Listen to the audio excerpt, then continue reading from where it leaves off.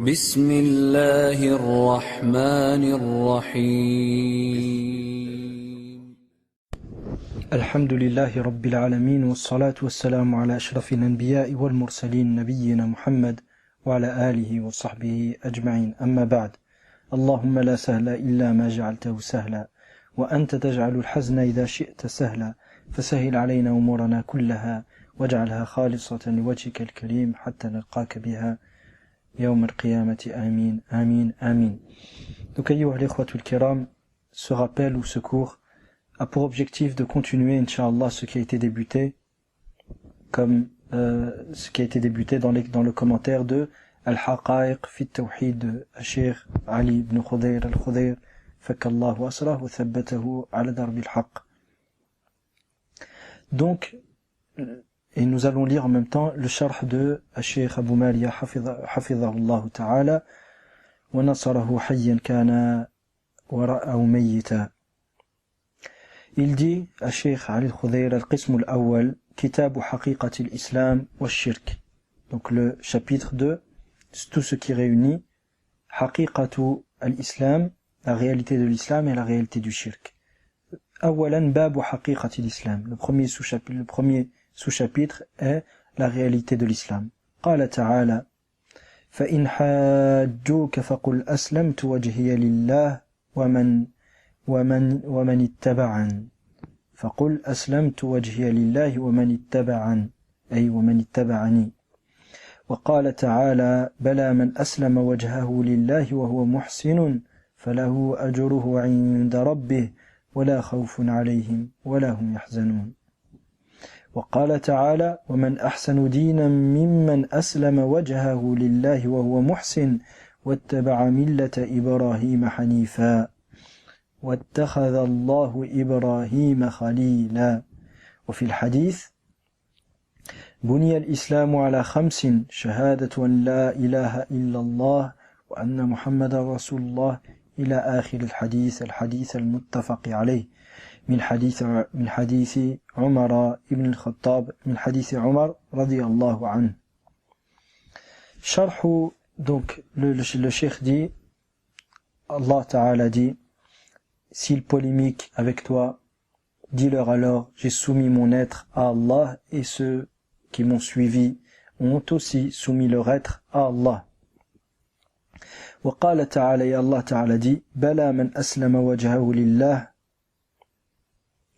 Lorsque les juifs ont prétendu que seuls eux entreraient au paradis et que les chrétiens ont prétendu que seuls eux entreraient au paradis, Allah Ta'ala a rejeté toutes ces affirmations dénudées de preuves et il dit loin de là, ou non, seuls ceux qui ont soumis leur être à Allah tout en étant bienfaisants, c'est-à-dire en suivant la sunna de son messager sallallahu alayhi wa sallam, seuls ceux-là auront leur récompense auprès de leur Seigneur et nulle crainte pour eux par rapport au futur et ils ne seront pas attristés. وقال تعالى ومن أحسن دينا ممن أسلم وجهه لله وهو محسن واتبع ملة إبراهيم حنيفا.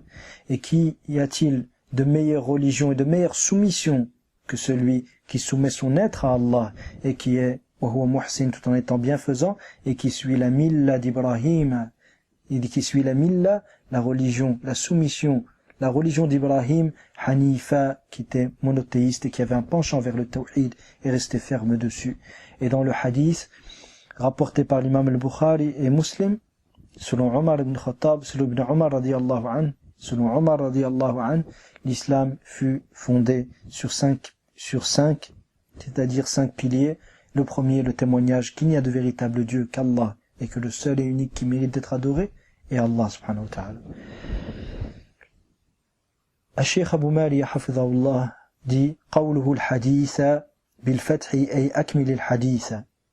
Lorsque vous trouvez et lorsqu'on trouve dans le sharh du cheikh qu'il dit al-haditha avec une fatha à la fin, c'est-à-dire akmil al-haditha, termine le hadith. Le hadith ici est donc مفعول به فمحل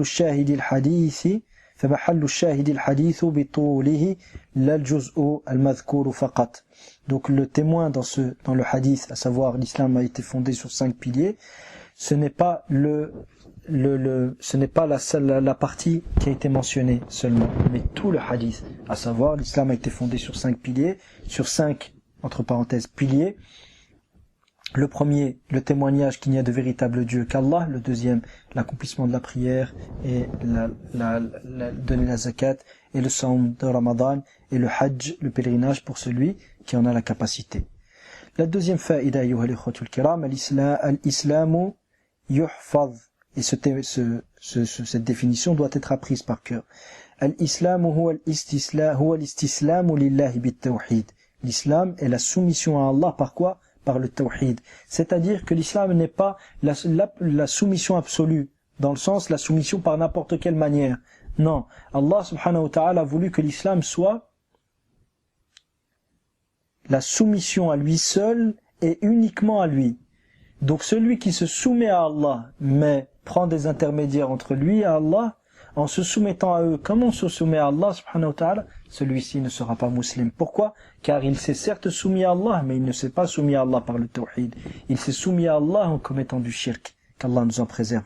Comme c'est le cas des rawafid al-mu'asirin et des soufis, les soufis contemporains aussi, al-ghulat, les extrémistes parmi eux, qui se soumettent à Allah, mais ne se soumettent pas en vouant leur être exclusivement à Allah subhanahu wa ta'ala. Non, ils se soumettent à Allah en vouant leur être à Allah et à autre qu'Allah.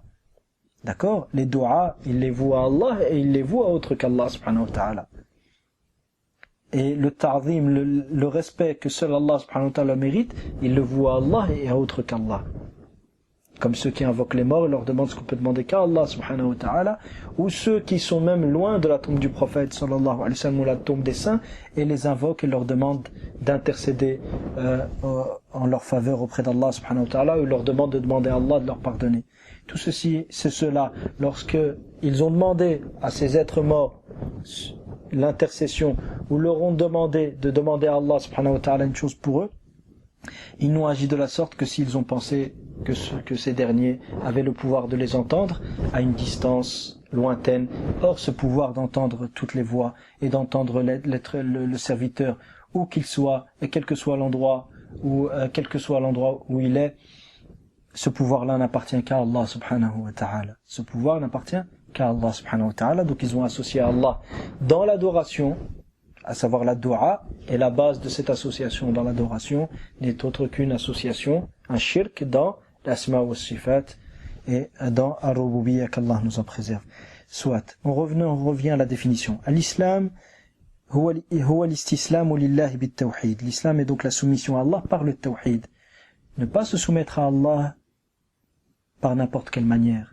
Ne pas se soumettre à Allah en pensant qu'il est permis de chercher le jugement d'autres qu'Allah subhanahu wa ta'ala afin de satisfaire Allah.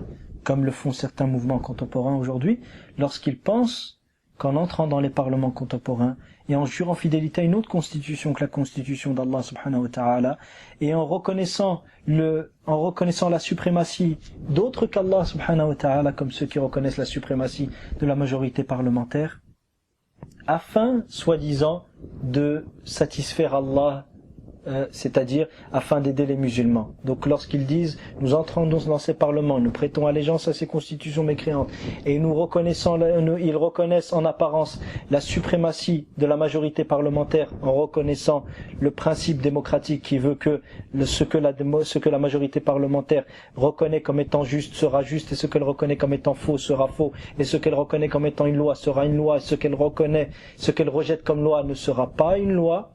Donc lorsqu'ils reconnaissent ce principe-là, de cette manière-là, ils se sont soumis à un autre législateur qu'Allah et ils ont reconnu une autre suprématie qu'Allah subhanahu wa ta'ala, ce qui est du shirk. Ils disent, nous faisons cela, pourquoi?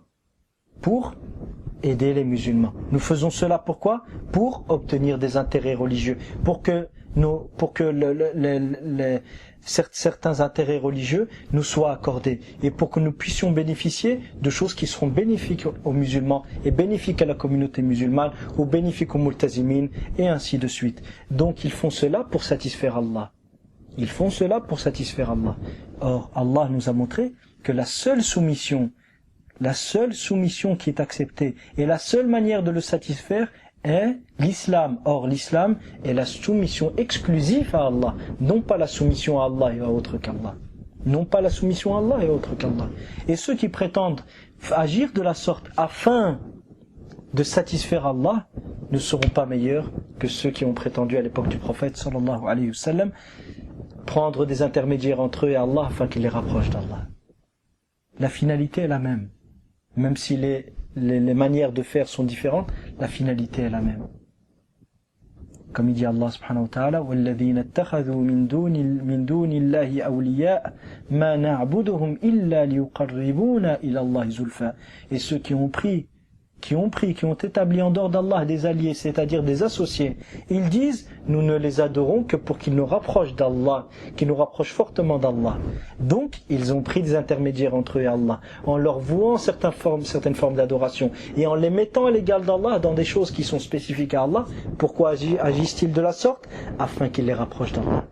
Quelle est la différence entre ceux-là et entre ceux qui reconnaissent la suprématie absolue de la majorité parlementaire, afin de satisfaire Allah et afin de se rapprocher d'Allah de se rapprocher d'Allah d'une autre manière qui est d'aider les musulmans ou de préserver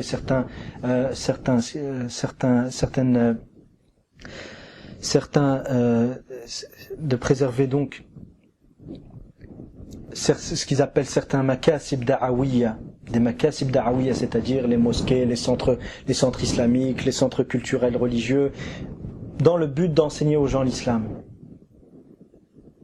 Enseigner aux gens l'islam est une finalité qui ne doit pas être réalisée par n'importe quel moyen. La fin ne justifie pas les moyens. Et le plus grand des moyens ou le pire des moyens que l'islam a interdit est le shirk. Donc si ces gens pensent que dans leur action il y a une maslaha, il faut savoir que cette maslaha est une maslaha mulra. Elle est rejetée.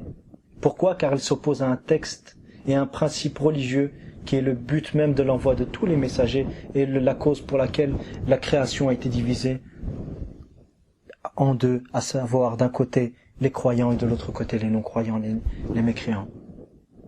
Donc en aucun cas le musulman il ne peut lui être permis de commettre du shirk afin de satisfaire Allah subhanahu wa ta'ala. Car Allah ne nous a jamais... La plus grande manière par laquelle nous puissions satisfaire Allah est de réaliser le tawhid, à savoir se soumettre à Allah exclusivement. Bala man aslama wajhahu lillah. Certes, le seul qui ira au paradis, c'est celui qui aura soumis son être exclusivement à Allah. Or, celui qui soumet son être à Allah et autre qu'Allah, il n'a pas réalisé l'islam. Et s'il n'a pas réalisé l'islam, il ne peut être musulman. La base de l'islam est donc al-istislamu lillahi bit-tawhid. L'islam est donc, la base de l'islam, c'est la soumission à Allah par l'unicité. Wal-khulusu min ash-shirk. Et de se désavouer du shirk. Et qui dit la soumission à Allah par le tawhid, dit forcément l'abandon du shirk. Car celui qui se soumet à Allah par le tawhid, forcément, aura délaissé le shirk. On ne peut imaginer une personne qui se soumet à Allah par le tawhid et dans le même moment n'a pas délaissé le shirk. C'est impossible. D'accord? L'islam est donc al-istislamu lillahi bit-tawhid, la soumission exclusive à Allah par le tawhid, wal-khulusu min ash-shirk, et se débarrasser et se désavouer du shirk, wal-inqiyadu lahu bit-ta'a, et la soumission ou la subordination à Allah par son obéissance. La subordination à Allah par son obéissance. Il faut savoir que ce qui s'oppose à cette subordination à Allah par l'obéissance, c'est le refus de l'obéissance à Allah. Et le refus de l'obéissance à Allah, il peut se réaliser soit par l'abandon de tous les actes, ce qu'on appelle jinsul amal. Donc à l'unanimité d'Ahl Sunnati wal Jama'a, celui qui abandonne tous les actes, il est mécréant.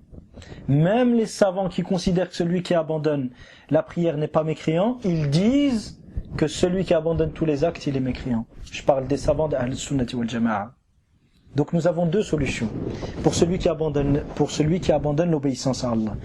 Il y a les savants qui disent que l'abandon de la prière est du kufr akbar. Et il y a le consensus des sahaba radiyallahu anhum. Ce consensus est un consensus sukouti, implicite, c'est-à-dire qu'il est dhanni, il est probant. Par conséquent, celui qui le dément n'est pas mécréant, bien sûr. Donc il y a le consensus implicite des sahaba radiyallahu anhum sur le kufr de tariq as-salah, comme l'a cité l'imam Ishaq ibn Rahawayh et Abdullah ibn Shaqiq rahimahumullah ta'ala. Abdullah ibn Shaqiq, il dit qu'il a rencontré 30 parmi les compagnons, il ne voyait parmi les actes qu'un seul acte dont l'abandon était du kufr. Quel était-il? La prière, la salat. D'accord? Et Ishaq ibn Rahawayh rahimahullah rapporte le consensus de son époque jusqu'à l'époque des Sahaba radiyallahu anhum que celui qui abandonne la prière, une seule prière, et qui se refuse de la faire jusqu'à ce que son heure sorte, et ils disent je ne la prierai pas, que celui-ci est mécréant. D'accord? Donc il n'y a pas de divergence entre les Sahaba radiyallahu anhum que celui qui abandonne toutes les prières et celui qui ne prie pas du tout et les mécréants. La divergence qu'il y a eu, c'est sur celui qui abandonne une prière ou deux prières. Mais quant à celui qui ne prie pas du tout, il n'y a pas de divergence entre les Sahaba qu'il est kafir. D'accord?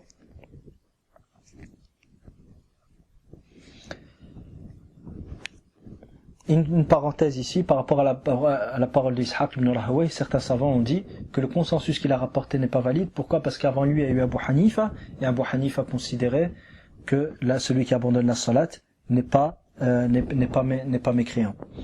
Quoi qu'il en soit, même si Abu Hanifa rahimahullah considérait que celui qui n'abandonne pas la salat, que celui qui abandonne la salat n'est pas mécréant, il faut savoir qu'avant l'époque d'Abu Hanifa, d'autres ont dit que les Sahabas ont été unanimes sur le kufr de Tariq as-Salah.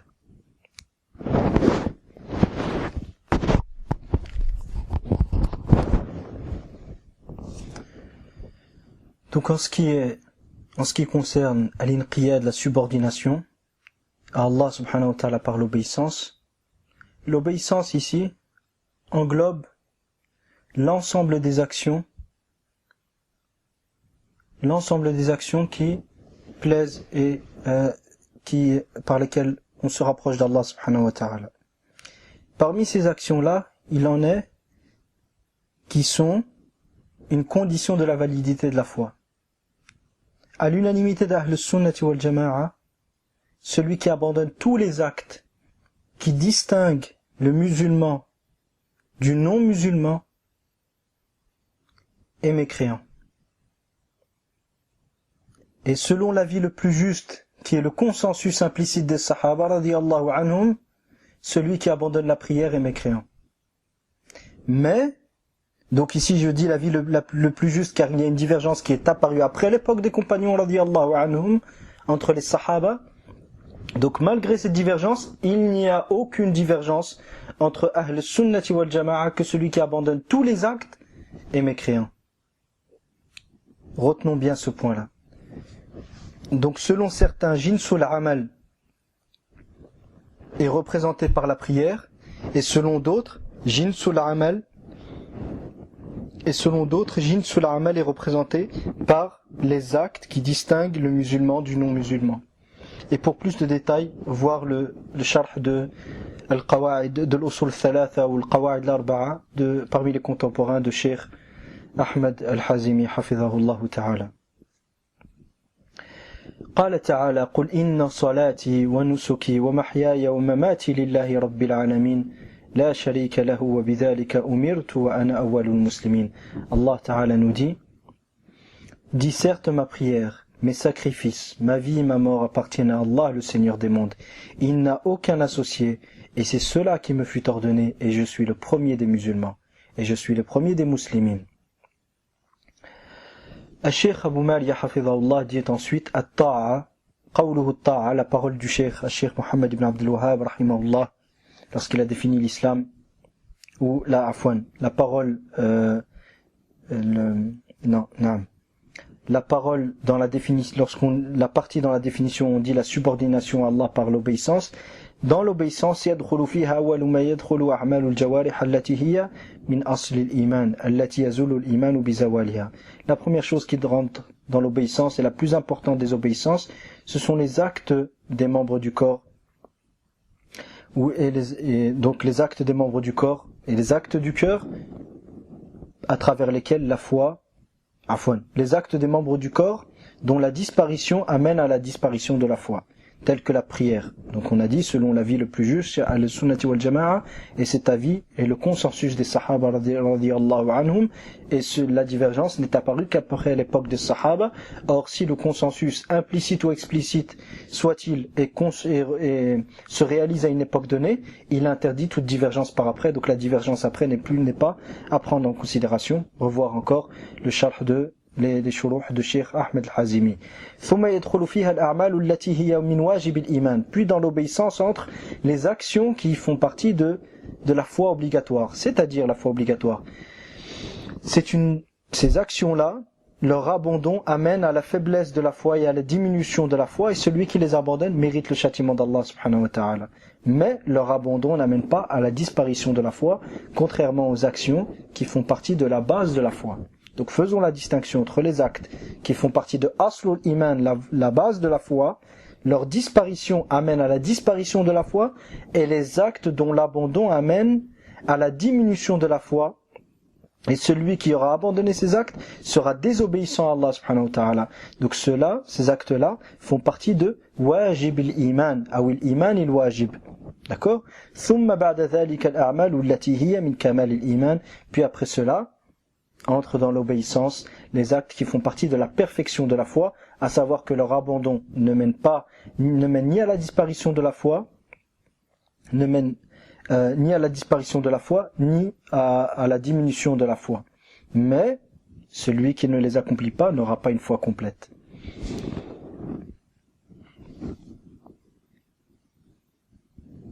Ici se termine, Inch'Allah ta'ala, le premier appel, ou le premier cours dans la lecture de Sharh al-Haqa'iq, Cheikh Ali al-Khudayr, et nous laissons la suite, Inch'Allah, pour une prochaine fois, ou nous laisserons, c'est-à-dire ensemble, la suite pour une prochaine fois. Wa sallallahu wa sallam, wa baraka ala nabiyyina Muhammad, wa ala alihi wa sahbihi ajma'in, walhamdulillahi rabbil alamin.